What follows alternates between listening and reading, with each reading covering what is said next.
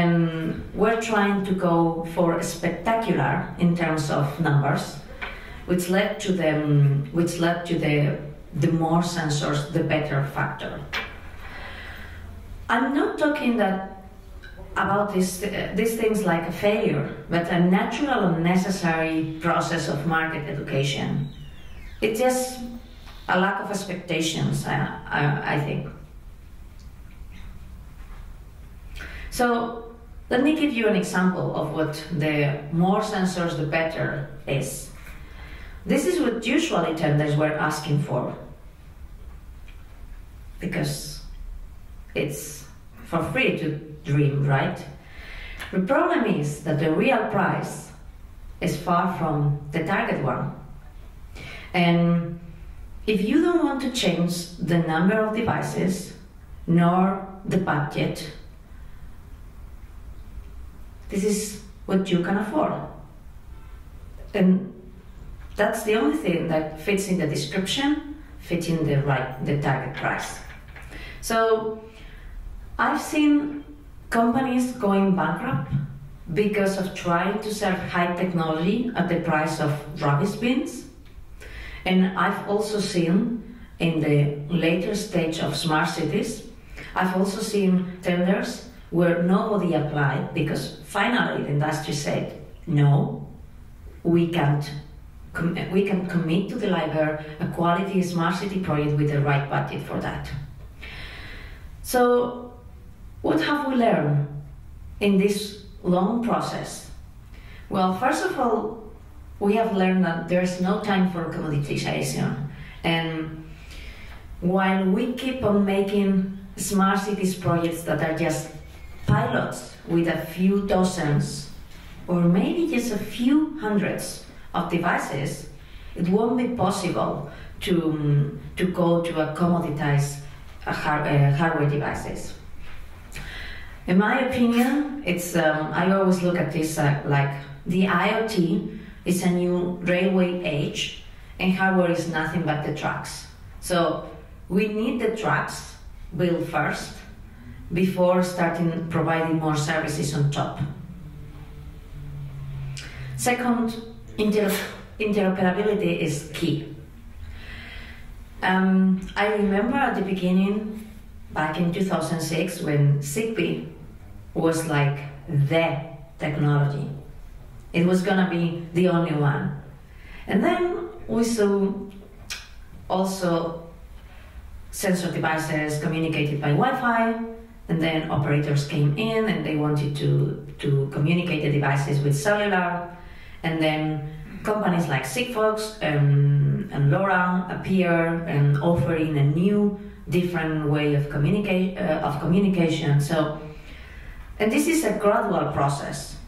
So we are building smart cities, and we need to be able to interact not only with the legacy systems that are communicated with early technologies, but also with the future ones that will be implemented in the future.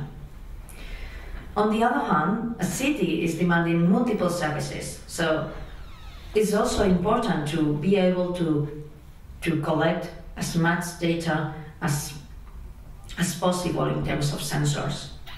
And also, a city needs to be able to replace the cloud vendor supplier, the software platform communicating. A city cannot be hijacked by one vendor, because those systems are meant to last for 30, 40, 50 years on site.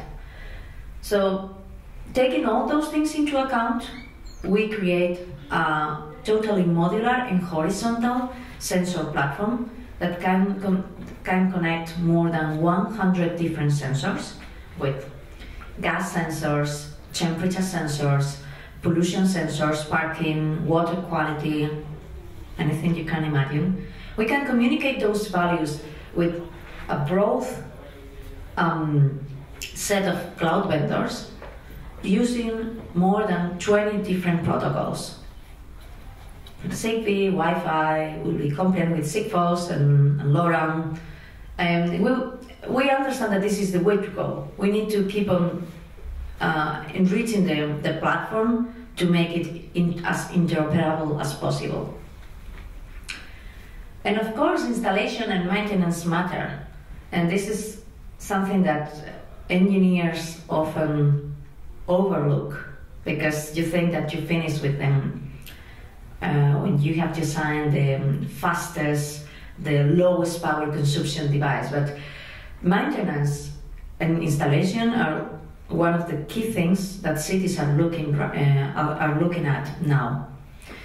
So, from the experience of the first projects, we incorporated things like how to replace a sensor probe. Gas sensors expired. So,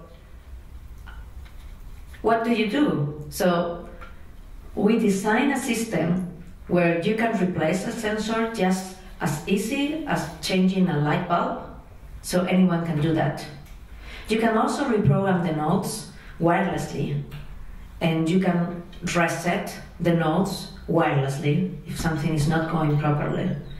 And of course, they are battery power and can be solar charged. Finally, one of the signals that the market is going mature is the demand of cities for more accuracy in the sensors. This is a new sensor line that we just launched this year of calibrated sensors, and that was the result of a demand of the city of many cities, but especially the city of Barcelona, that said, we don't want to go for the more sensors the better, because we have already overcome that. We don't need to be measuring temperature and CO2 every single street light, but we need to measure, and we need to make sure that the measurements that we are taking are useful for the environmental department. The dust measurements that we are making are useful for them.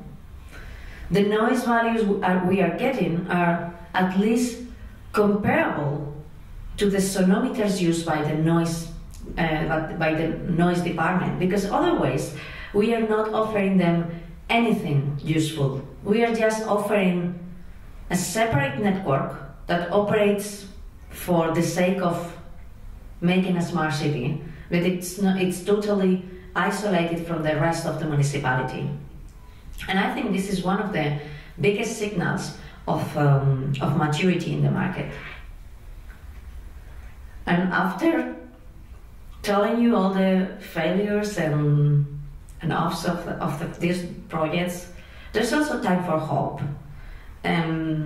We do have successful projects that are thriving now, and I want to share with you those results.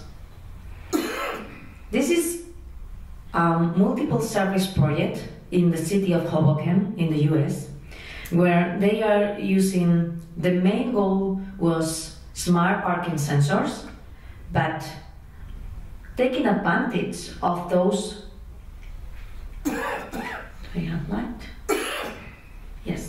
taking advantage of those repeaters of the parking sensors, we attach environmental sensors as well that increases only less than 10 to 15% the overall budget, and you can offer CO, CO2, NO2 measurements, temperature, humidity, and you can combine the impact of installing a parking network with the environmental impact and the carbon footprint that you are generating. This is the case of both projects are from the same company. It's a Spanish company, and in both cases they are focused on reducing cost. The first one is a project for measuring the waste levels in containers, so they can optimize the collecting routes of waste trucks. And in the second case, that's water meter, and they are accessing and they are reading remotely the water meters, very similarly to the smart grid projects.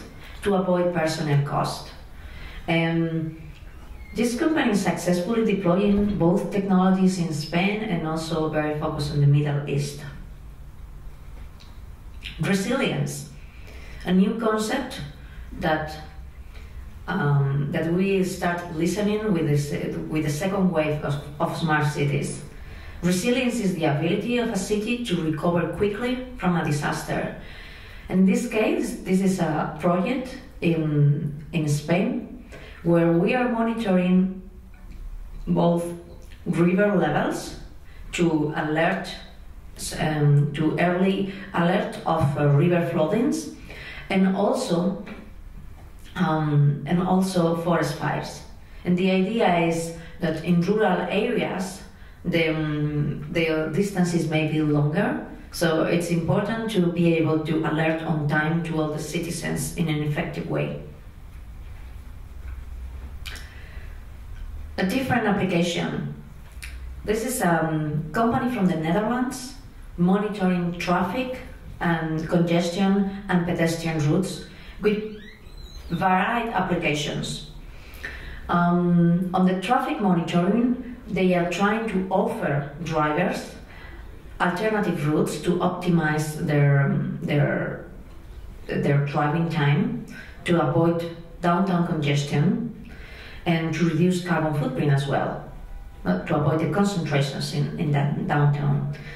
And the use for pedestrian routes has an application more aligned with shopping malls, with touristic attractions, where you can detect the interest of those monuments, how many people are going to a certain shop, which are the hottest spots in a street, which are the best places to locate a new shop, for example, and those kind of things. I like this example as well. It's from the city of Barcelona, and in this case, it's another signal of market maturity.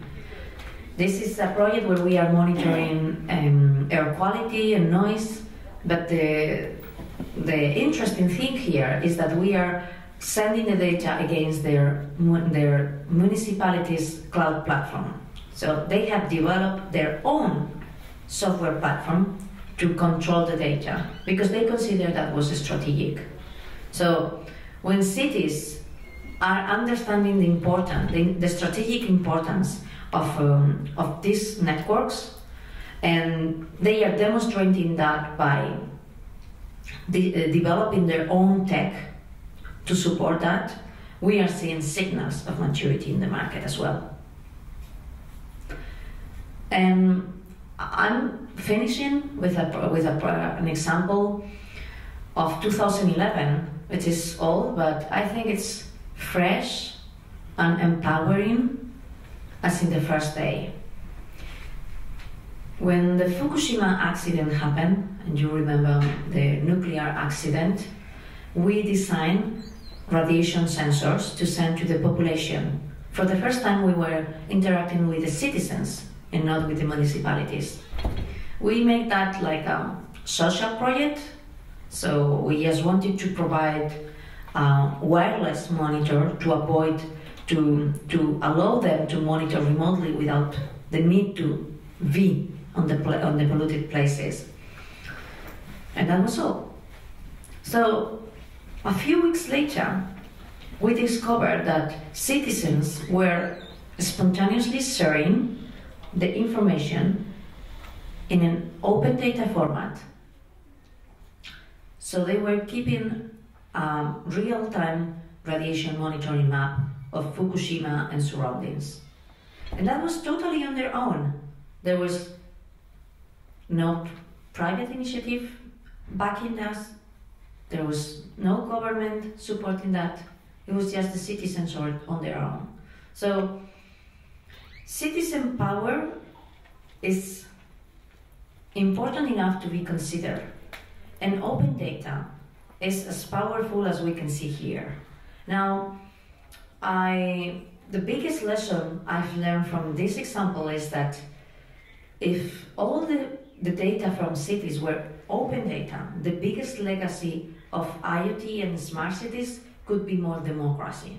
I know this is a very high level message, but, and especially when we are at the beginning and still dealing with technology and business models, but this is the end, and this is why we are working in smart cities today, not to make technology for the sake of technology.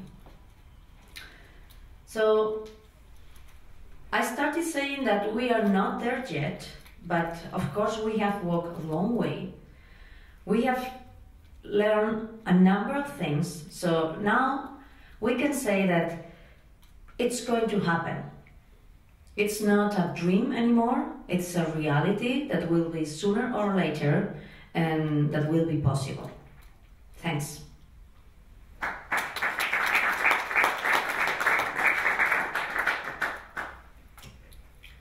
Finally, we have more people. It wasn't that intimate as at the beginning. Do you have any questions?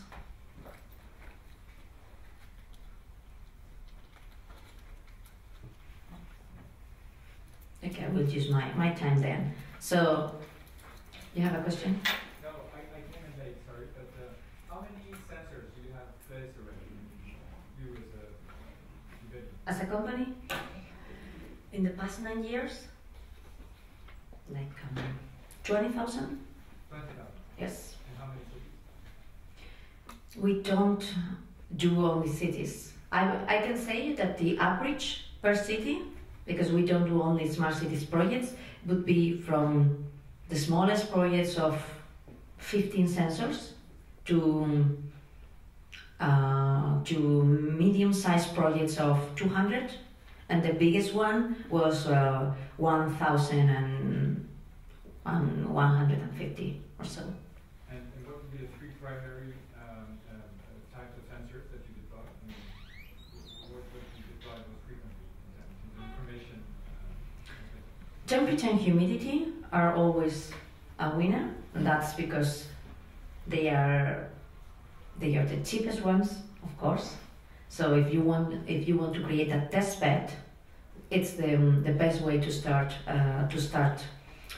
testing. But also CO, CO2, and NO2 in cities where their interest is air quality.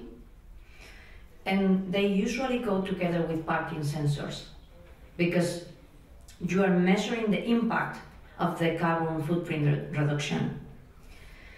And other projects that we consider between smart city and agriculture, the ones that are for gardens, for reducing the water irrigation, in those cases the most deployed sensor is soil moisture.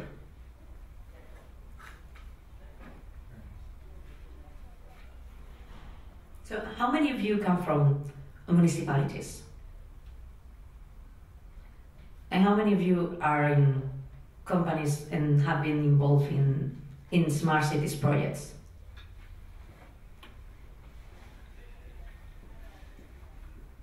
And any insights on your side? Do you agree with my point? You have a different vision on the projects that you've been participating? Yes? I think a question we've been grappling with has been the standard underpinning all these sensors. Can you come a little bit closer, please?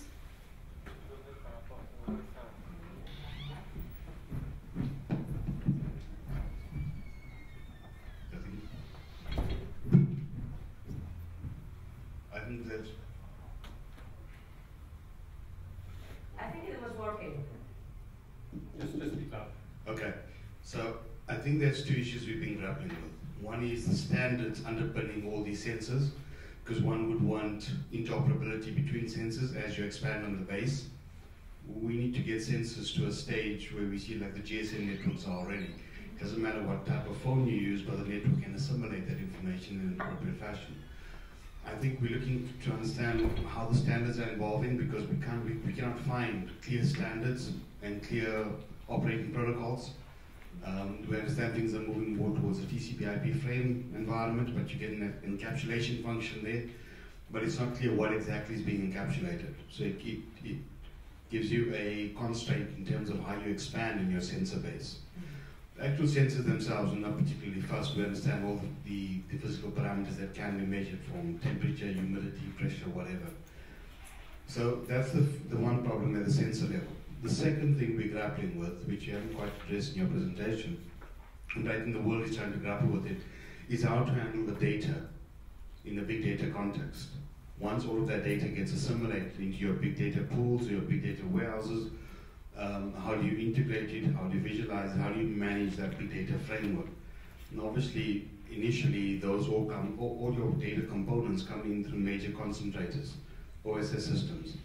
From those OSS systems, when you pull the data in the north interface, you would then get into your data pools. But how you process that, visualize it, and how you manage the life cycle of that data into eventual visualization, there's a challenge. So bottom line is there's two challenges that I see at the moment.